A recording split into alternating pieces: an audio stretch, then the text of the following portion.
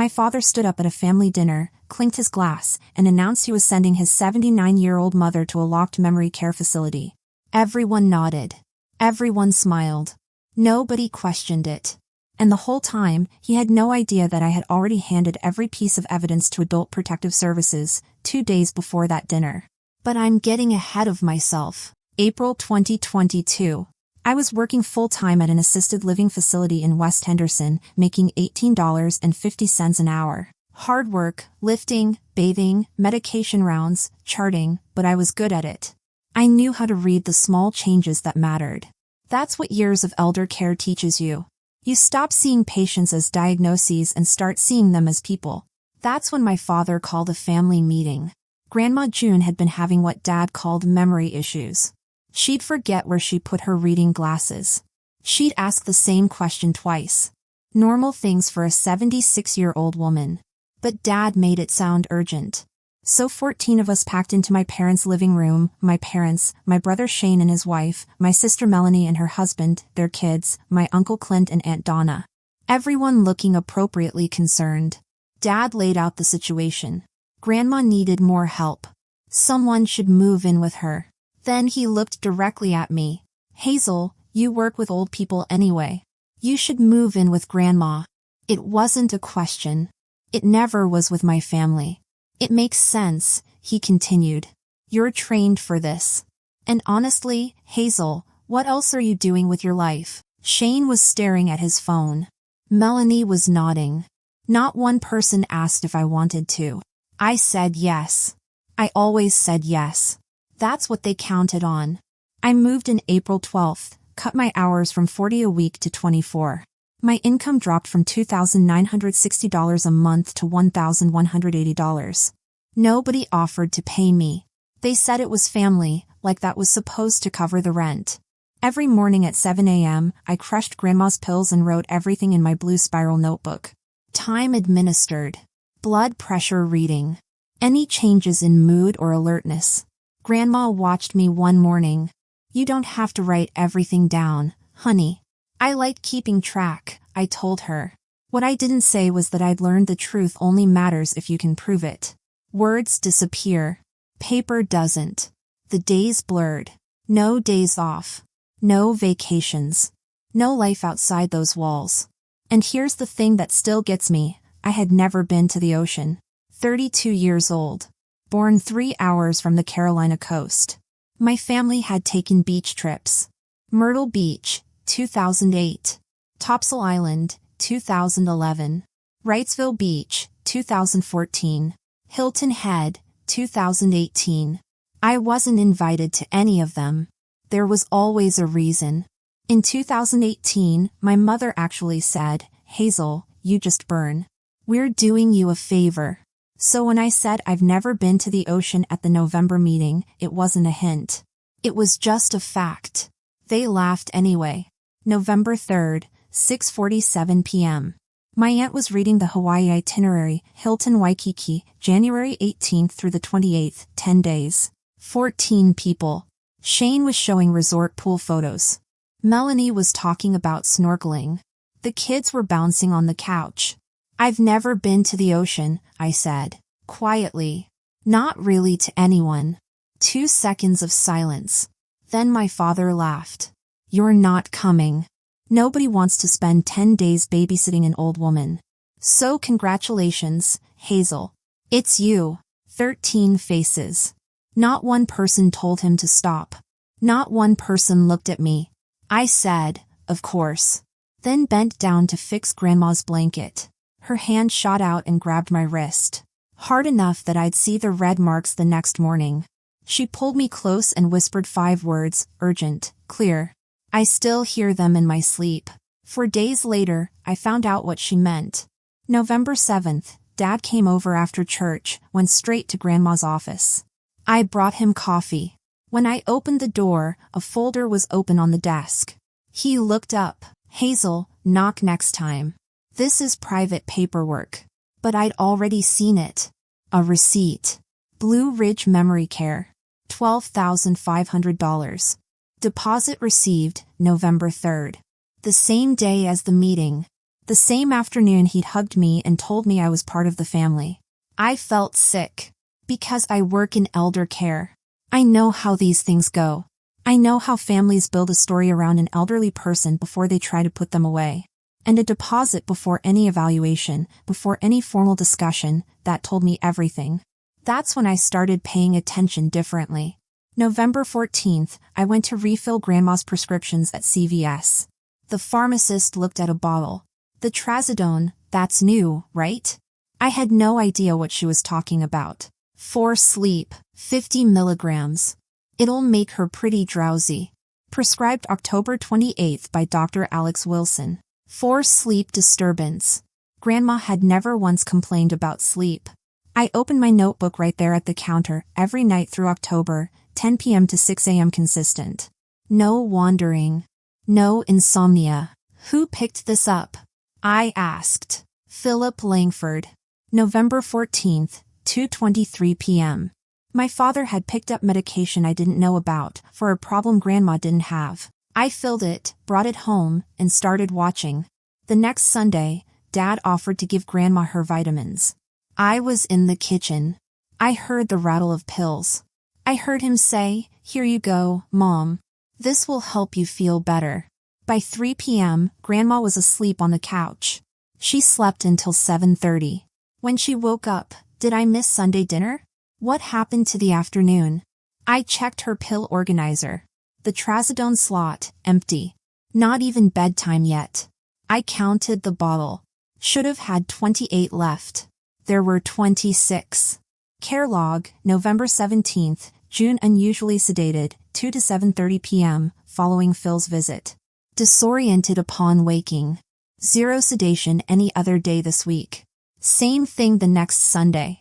And the Sunday after that. He wasn't helping her sleep. He was creating symptoms, manufacturing a paper trail of a woman who couldn't stay awake or oriented. Then November 20th, Dad was on his phone in the driveway. The kitchen window was cracked. His voice carried. The eval is set for December 14th. No, Hazel won't be there. She doesn't need to know yet. Just make sure the wording is strong enough for intake. Thanks, Alex. I googled Dr. Wilson's office. The number matched Grandma's prescription bottle. I checked the landline log, 2:18 p.m., 8 minutes 32 seconds. The evaluation was already scheduled. And I wasn't supposed to know about it. November 22nd. I waited until the house was empty and went into Grandma's office. Bottom left drawer. Manila folder, 2 inches thick. June medical planning. Inside was a facility intake form. Blue Ridge Memory Care. Completed by Philip Langford, son and responsible party. Cognitive status, late-stage dementia checked. Patient nonverbal at times. Does not recognize family members. Wanders at night. Requires 24/7 supervision. History of aggression. Every single word was a lie. November 15th in my notebook, June beat me at Scrabble, 302 to 198. Remembered every word from last week's game. November 19th, June walked to mailbox independently, sorted bills, asked specific questions about Shane's son's college applications. 47 pages. 3 years. Not one entry supporting a single word on that form. But the intake form wasn't the worst part. Bank statements. June A, Langford Care Fund, an account I'd never heard of. Balance October 1st, $63,200. Balance November 30th, $24,100. I traced the withdrawals. $12,500 to Blue Ridge Memory Care. $8,600 to Langford Family Travel LLC. $18,000 to Philip Langford Personal, Memo, Caregiver Reimbursement. The Hawaii trip cost $38,600. He was funding their vacation with Grandma's care money while planning to lock her away. At the bottom of the folder, a printed email. Dad to Dr. Wilson, November 1st, Alex, we need to move forward with Mom's capacity evaluation. She's becoming difficult about signing the POA. Wilson's reply, November 2nd, I'll schedule for December 14th. Based on what you've described, I anticipate supporting a finding of incapacity. This will provide documentation Blue Ridge requires. The outcome was decided before the evaluation even happened. I photographed every page. Put everything back exactly where I found it. Over the next week I built my case. I made a spreadsheet, facility claim versus documented reality. Claim, nonverbal at times. Reality, 1,095 consecutive days of documented lucid conversation. Claim, doesn't recognize family. Reality, recalled everyone's birthdays without prompting. Claim, wanders at night. Reality, 0 incidents in 42 months. 8 pages. Each claim refuted with 10 or more dated log entries. Her mind wasn't failing. It was being erased on paper so they could erase her in real life. Then November 26th, my cousin Cody accidentally added me to the family group text. I had 3 minutes before someone noticed and removed me.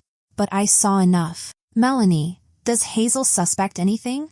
Dad, no. She thinks we're just going on vacation. Shane, what if she tries to come to the eval? Dad, she won't. I scheduled it when she works and Wilson knows not to call her. Mom, I feel bad lying to her. Dad, we're not lying. We're protecting Mom. Hazel just doesn't understand how bad she's gotten. I screenshotted everything. Saved it to 3 cloud accounts. They weren't just lying to me. They were coordinating around me, as a unit. I kept digging. Found the original deed for Grandma's rental property, 318, Birchwood Lane, sold February 2019 for $85,000. I pulled out birthday cards she'd sent me over the years and compared signatures side by side. They didn't match. Not even close. Her real signature was small, precise, confident. The one on the deed was shaky, unnatural. Someone had forged her signature 6 years ago. The theft hadn't started last month. It started the minute he got access to her finances. I downloaded the care fund statements from 2025. Grandma had given me the login years ago. November expenses, exactly as listed. Medical transport services, $2,380. Hawaiian Airlines, 14 tickets. Therapeutic respite program, $6,150. Hilton Waikiki, 10 nights. Patient wellness activities, $2,890. Luau, snorkel tours, island sightseeing excursions. Going to the ocean on her money. Every bit of it paid for by the woman they called too confused to manage her own finances. I had 3 years of proof she was fine. He had 2 weeks of lies. But I had something he didn't know about. I had Grandma. November 30th, 9:22 p.m. I was going through my evidence folders when Grandma came out of her room. More alert than she'd been in weeks. You've been going through Phil's desk, haven't you? I froze. She smiled. Good. It's about time. She led me to her bedroom, opened the closet, and pulled out a fireproof box from under a stack of blankets. Remember what I whispered at that meeting? Her eyes met mine. Clear. Steady. Document everything he does now. 5 words. Not a prophecy. An instruction. I knew what he was planning, she said. I needed you to see it and write it down the way you do every day. You're the only one who pays attention. She opened the box. Bank statements, years of them. Property deeds. A digital voice recorder. A spiral notebook. You've been gathering evidence for 3 weeks, she said. I've been gathering it for 8 months. She picked up the recorder. Listen to this. Timestamp, October 15th, 2:33 p.m. Dad, Mom, I need you to sign this power of attorney. It's for your own protection. Grandma, I can read, Phil. This gives you control of everything. The answer is no. Dad, you're not thinking clearly. Grandma, I'm thinking perfectly clearly and the answer is no. A pause. Then Dad's voice, colder, then we'll do this another way. With or without your signature.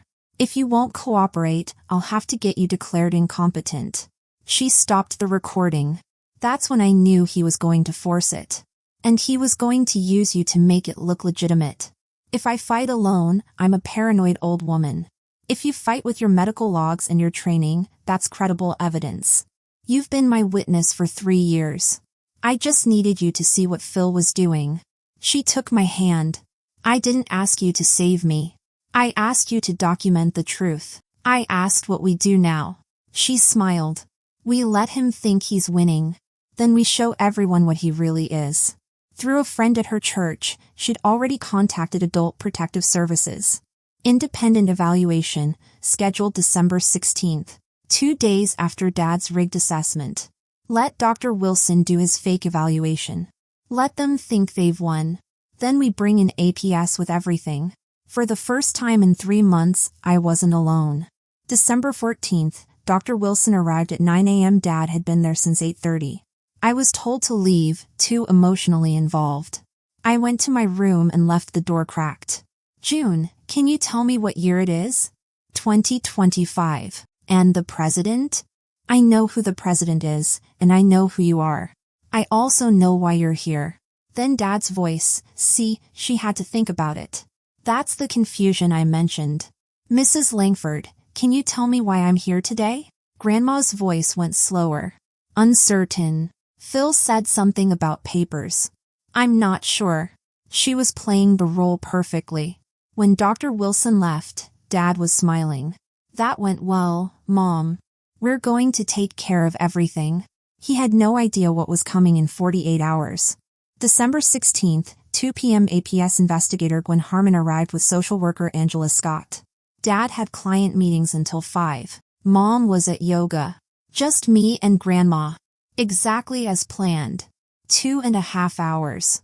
When they called me back in, Harmon looked up from her notes. Mrs. Langford scored 28 out of 30. Normal cognition for her age. She turned to Grandma. Do you want to move to a memory care facility? Grandma looked her straight in the eye. Absolutely not. I want to stay in my home with Hazel. She's the only one who actually cares. I handed Harmon my notebook. All 47 pages. She read for an hour. This is extraordinary documentation. Most family caregivers don't keep records anywhere near this comprehensive. Then I gave her the evidence binder. 3 inches thick. Tabbed sections, medical, financial, communications, facility documents, property records. I walked them through everything. The Sunday sedation pattern. The $39,000 in unauthorized withdrawals. The intake form claiming late-stage dementia. The forged deed. The group text screenshots. The recording of Dad threatening Grandma. The emails with Wilson. Scott read the Hawaii expense coding out loud. Medical transport, plane tickets. Therapeutic respite, resort rooms. Patient wellness activities, tourist excursions. She looked at Harmon. This is systematic financial exploitation. Harmon made a phone call right there at Grandma's kitchen table. I'm escalating to our fraud investigation unit and notifying the DA's office. We're opening a full investigation into elder financial abuse. She turned to us. Mrs. Langford, you're not going anywhere. And Hazel, this documentation may have just saved your grandmother's life. 2 days later. December 18th, 6:50 p.m. Dad held his celebration dinner. Same 14 people. Mom's lasagna. Wine. Kids running around. Hawaii in 2 days. Dad clinked his glass. Great news, Mom's evaluation confirmed she needs professional care. Blue Ridge has her room ready for the 19th. We can leave knowing she's in good hands. 13 faces nodded. I stood up. The room went quiet. There's been another evaluation. Adult Protective Services was here Monday. Grandma scored 28 out of 30. She doesn't have dementia. Dad's face went white. Hazel, you had no right. I had every right. And I have something else to say. I looked at him directly. November 7th, you hugged me and told me I was part of the family. I found the deposit receipt in your desk, dated November 3rd. The same afternoon as the meeting where you told everyone I wasn't coming to Hawaii. I paused. So which am I, Dad? Family? Or the help you needed out of the way? The room was silent. You could hear the clock. Then Grandma stood up. 79 years old. 118 pounds. Completely steady. I'm not confused, Phil. Her voice filled the room. I know exactly what you've been doing. She set the fireproof box on the table. You've been stealing from me for 6 years. You forged my signature to sell my property. You drugged me to make me seem incompetent. You planned to lock me away so I couldn't stop you. And you used my care money to take your family to Hawaii. Melanie started crying. Shane stared at his plate. The only person who has been caring for me is Hazel. The rest of you wanted a vacation on my money.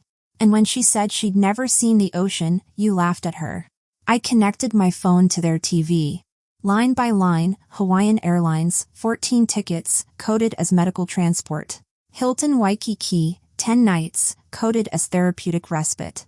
Luau packages, coded as patient wellness activities. Plus $18,000 labeled caregiver reimbursement. Plus $8,600 to Langford Family Travel LLC.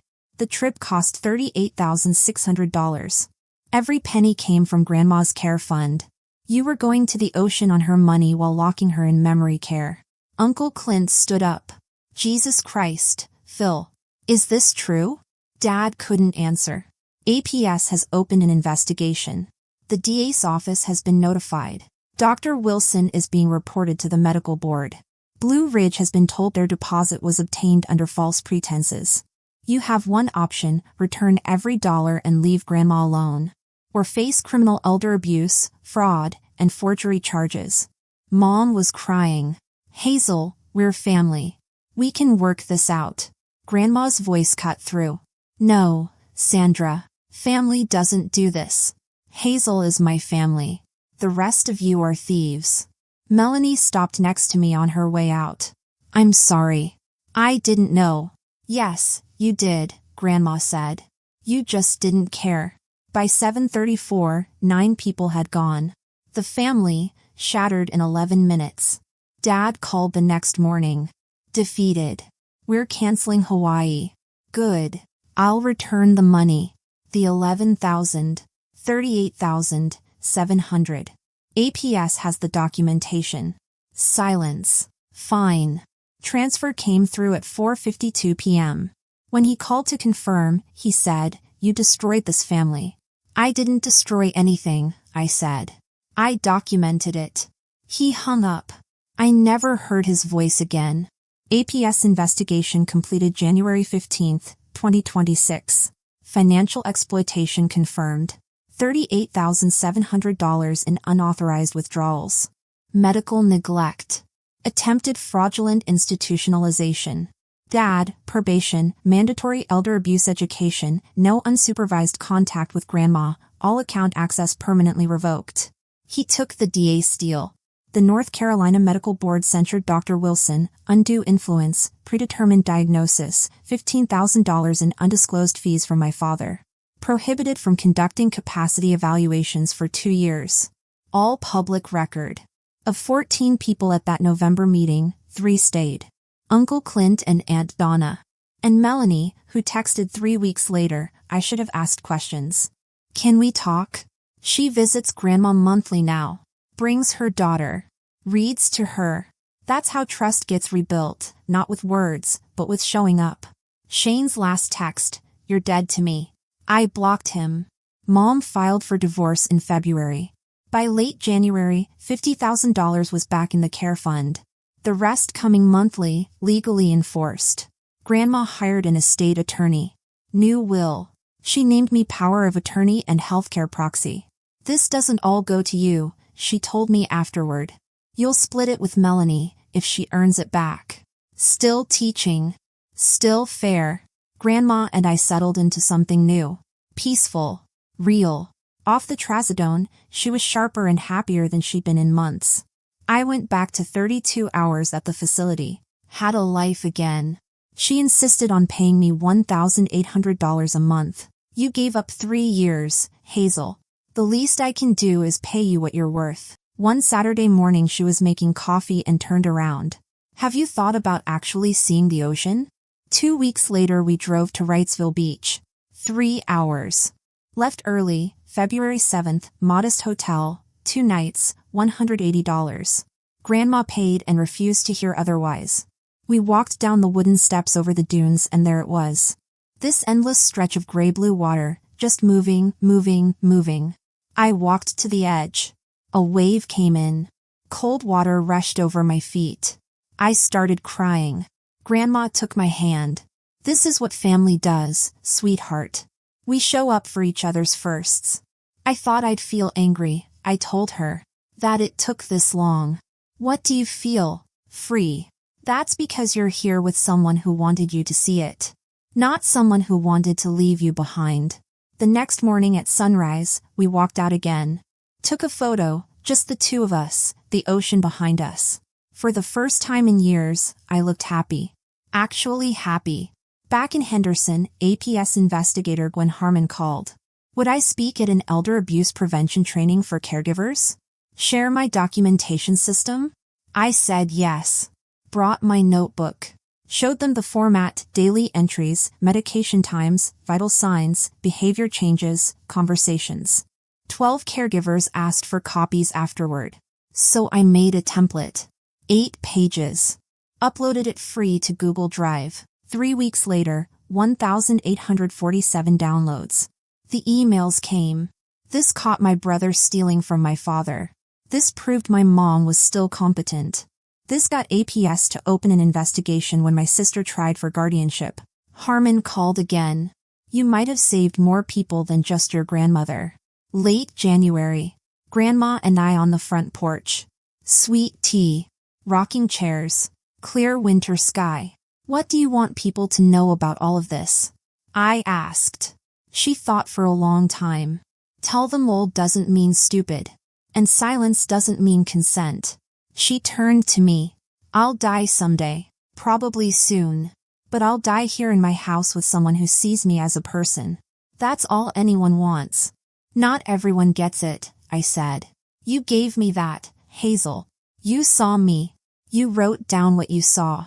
Even when it would have been easier to look away. I still write in the notebook. Approaching year 4. But the entries changed. They're not evidence anymore. They're a record of a life lived with dignity. February 12th, 2026, June alert and happy. Told me about the first time she saw the ocean, 1963. Said she was glad I finally got to see it too. Made vegetable soup. Laughed at old photos. Remembered stories about Phil as a boy, without bitterness. That last part mattered most. She didn't hate him. She just refused to let him define her final years. The notebook sits in the kitchen drawer now, next to the recipes, next to the photo of us at the beach. Someday it'll be all that's left. But it'll tell the truth about who she really was. Not the confused old woman they tried to make her. The sharp, strong, clear-eyed person she actually was. So if you're caring for someone the world has already written off, write it down. Every day. Every conversation. Every moment of clarity. Not just because you might need to prove them wrong. Write it down because their story deserves to be told accurately. Because when someone tries to erase them, your notes might be the only thing standing between them and invisibility. My father thought I was just the help. The quiet one. The one who'd never seen the ocean and wouldn't know what she was missing. He forgot one thing. I was the one paying attention. And attention, written down, becomes evidence. Evidence becomes truth. Truth becomes justice. Grandma June is 79 years old. Still in her house. Still sharp. Still free. And I finally saw the ocean, not with the people who excluded me, but with the one person who wanted me to see it. That's what family actually means. Thanks for listening, and if this story moved you, share it with someone who needs to hear it, and don't forget to comment and subscribe for more stories about ordinary people who stood up when it mattered most. The truth doesn't need to be loud. It just needs to be written down.